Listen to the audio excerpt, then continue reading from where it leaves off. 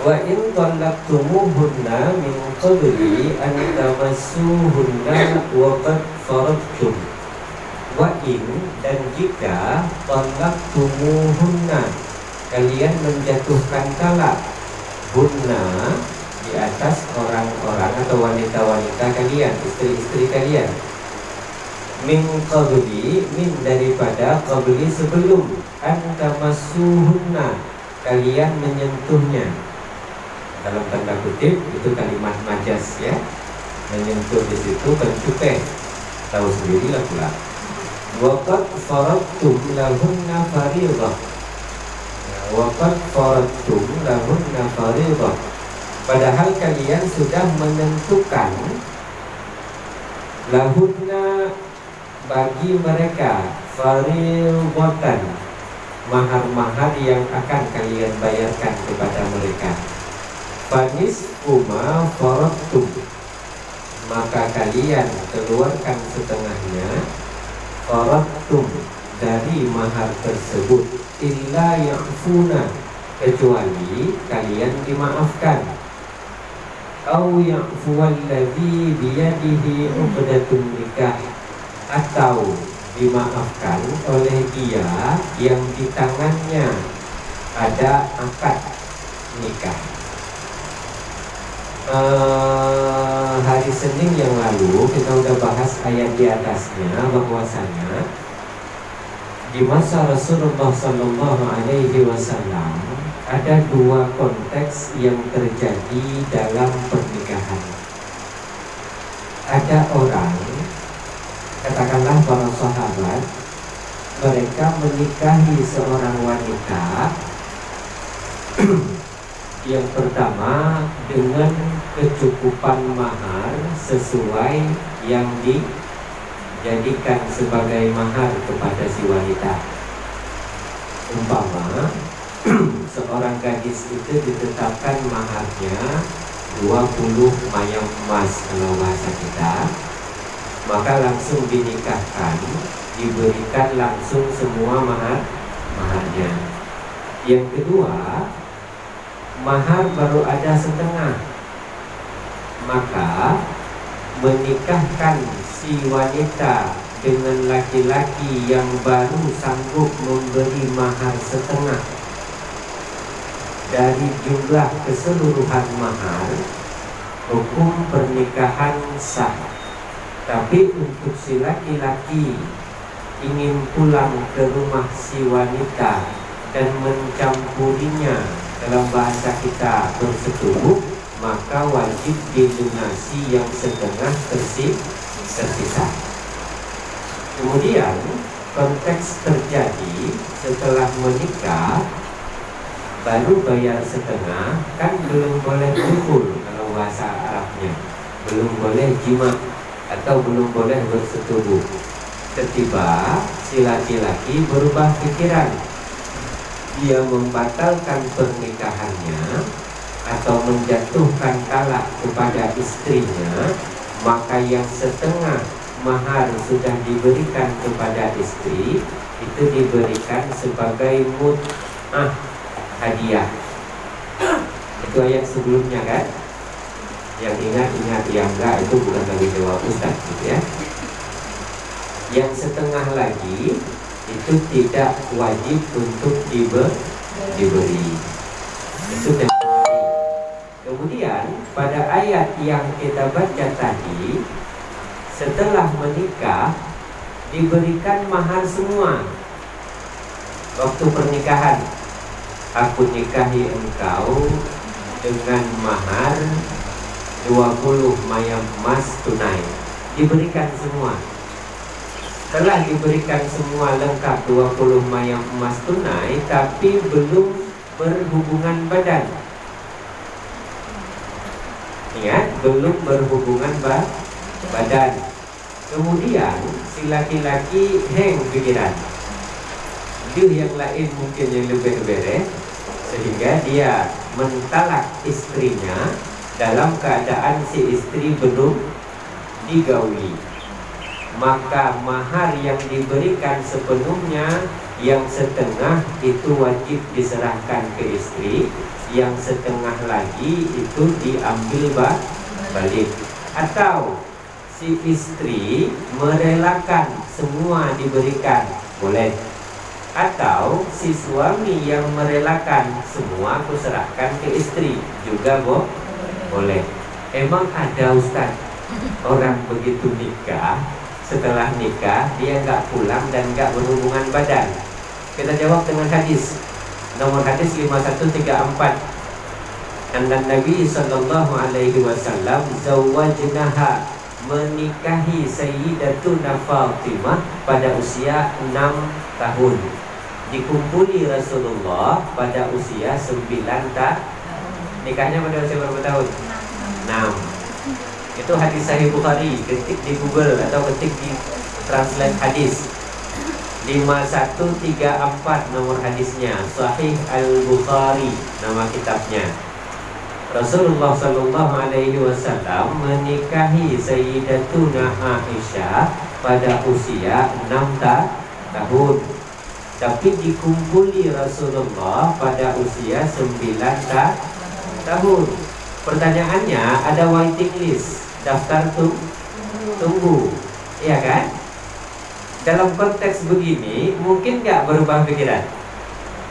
Mungkin. Jangan bayangkan kita nikah kan emang udah kebelet kan gitu. Nah, jadi dalam konteks seperti ini, itu kemungkinan dibatalkannya atau dijatuhkannya talak sebelum berhubungan badan itu bisa. Beda sama lintu kita sekarang, siang nikah langsung malam pulang kan gitu. Itu lain cerita lagi. Nah, kecuali pas pulang pas sedang halangan si istri, udah dengan wajah tertunduk lesu dia pun balik pulang ke rumahnya gitu kan. Tapi yang jelas di konteks masa lalu, di era peradaban para sahabat begitu. Jadi yang disebut perjodohan di masa lalu itu bukan nunggu dah balik, nunggu dah gede baru dinikahkan, karena dari kecil udah dinikahkan. Nah itu ya. Tapi laki-lakinya memang sudah balik, sudah mengerti. Nah makanya dalam konteks kita lihat hadis Rasulullah, kemungkinan yang terjadi seperti yang dijelaskan ayat ini sangat besar. Kenapa? Karena ada waiting list, saat menikahi belum balik, setelah balik baru pulang atau dicampuri. Dalam konteks Rasulullah ada waiting listnya sekitar 3 tahun. Daftar tunggunya 3 tahun itu, kalau si laki-laki berubah pikiran, dia menjatuhkan talak kepada istrinya, maka setengah dari jumlah mahar yang sudah diberikan itu wajib hukumnya tidak diambil, wajib diserahkan kepada istri. Yang setengah lagi diambil kecuali si istri ikhlas memaafkan. Si istri ikhlas memaafkan. Ya udah bang, abang kan gak jadi kumpul sama aku, ya udah ambil aja semua maharnya. Atau si suami mengikhlaskan, nah, aku gak jadi nikahi kau deh, bukan karena apa-apa, nampak yang lain deh, ya. Jadi karena memang aku gak benci ke kau, ya udah ambil semua mahar itu, nggak masalah juga. Salah satu di antara keduanya ikhlas atau dua-duanya ikhlas, hukumnya sah. Kalau tidak ada yang ikhlas, setengah hukumnya wajib. Kenapa hukum wajib setengah itu nggak boleh ditarik? Karena si perempuan walaupun belum digauli, dia sudah menyandang status janda. Pintar ibu berarti, ngerti kan? Status itu berat loh. Ya, status itu berat. Kecuali yang dengan status di Facebook, nah, status di Instagram, miligram, kilogram, itu mudah. Tapi kalau status di sosial masyarakat itu agak susah. Nah, sudah paham konteks kenapa itu terjadi? Itu di era para sahabat. Ya kalau sekarang umpamanya mau dibuat demikian, of course, why not? La ba'sa biha, nggak masalah. Umpamanya si bapak sama si bapak, mereka bersahabat berdua, ada anaknya dua-dua. Yang satu laki-laki, yang satu perempuan. Mereka bersepakat ingin menjodohkan anaknya. Tanya ke si anak, mau pula dijodohkan berdua. Si laki-laki kuliah semester 3, si perempuan SMA kelas 1. Ya udah, papa nikahkan kalian berdua, tapi nanti kalian pulang setelah anak bapak ini tamat kuliah. Si laki-laki, setelah si laki-laki tamat kuliah kalau bahasa kita. Kalau perempuan kan sudah selesai SMP, SMA. Setelah mereka langsung dinikahkan, si laki-laki tinggal sama bapaknya sendiri, si perempuan tinggal sama bapaknya sendiri. Tiba-tiba begitu qadarullah kedua orang tua ini meninggal atau salah satu meninggal, si laki-laki yang jadi suami ini berbalik pikiran. Ya udah nih, nggak usah jadi jalan, tapi kan kita ini jangan sampai ada marah-marahan ya, enak sama keluarga. Adik belum abang sentuh, abang pun belum adik sentuh, dan abang betulkan kalak ke adik kalak 3, maka setengah mahar yang sudah abang berikan di nikah kita 3 tahun yang lalu itu wajib untuk adik. Itu hukumnya boleh. Begitu perjodohan. Begitu ya. Ada rencana jodohin? Ya. Siapa tahu ada rencana jodohin gitu caranya gitu kan.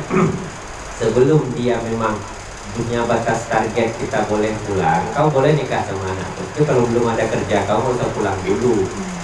Ya, boleh, tak masalah.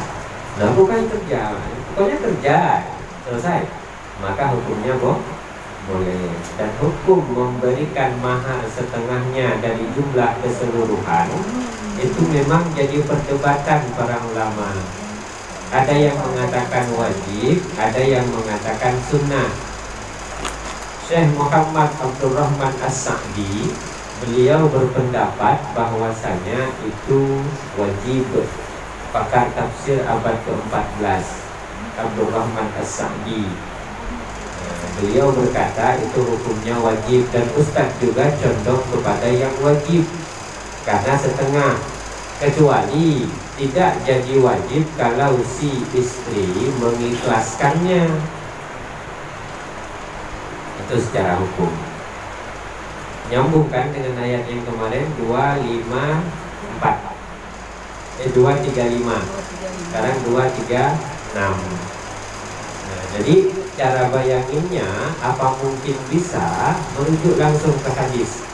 Karena di masa Rasulullah banyak yang menikahi seorang gadis saat dia belum balik, tapi saat kembali untuk saat pulang ke rumahnya si gadis, maka saat dia sudah balik. Dan itu terjadi di Rasulullah Sallallahu Alaihi Wasallam saat beliau menikahi Sayyidatuna Aisyah di usia 6 tahun, digauli di usia 9 tahun. Sekali lagi saya kasih tahu nomor hadisnya 5134 Sahih Bukhari. Iya udah.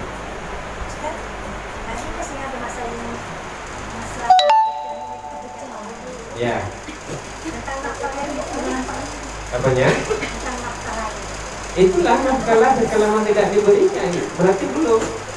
Kalau dibilang tentang nafkah lahir belum pulang, mau dikasih boleh, tidak dikasih tidak boleh. Karena dia masih ditanggung jawabi ayahnya. Ngerti kan? Nah, dia masih sama ayahnya, kita masih sama ayah kita. Hukumnya boleh.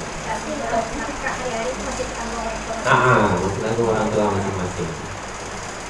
Kalau mereka sudah berkumpul bersama, baru nafkah dibebankan kepada suami. Tapi ada lagi yang mau ditanyakan boleh. Kalau ada mau rencana,